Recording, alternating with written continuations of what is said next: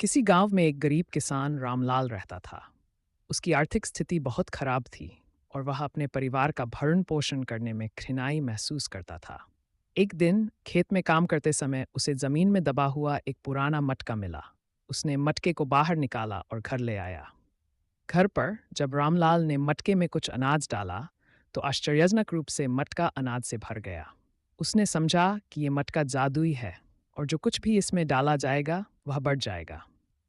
इस जादुई मटके की मदद से रामलाल ने अपनी गरीबी दूर की और गांव में संपन्न हो गया।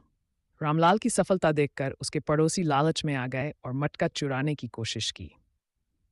लेकिन मटका उनके हाथ में आते ही अपनी जादुई शक्ति खो बैठा। इससे उन्हें समझ आया कि लालच का परिणाम अच्छा नहीं होता। इस कहानी से हमें यह सीख मिलती है कि ईमानदारी और मेहनत से ही सफलता प्राप्त होती है, जबकि लालच हमें नुकसान। एक छोटे से गांव में एक पुराना सुनसान घर था जिसे लोग भूतिया घर कहते थे।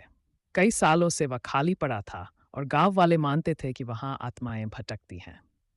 एक दिन चार दोस्त राहुल, स्नेहा, अमित और पूजा ने तय किया कि वे उस घर की सच्चाई जानने के लिए उसमें प्रवेश करेंगे। शाम ढलते ही वे टॉर्च और कैमरा लेकर उस घर की ओर बढ़े। घर के अंदर घुसते ही उन्हें एक अजीब सी ठंडक महसूस हुई।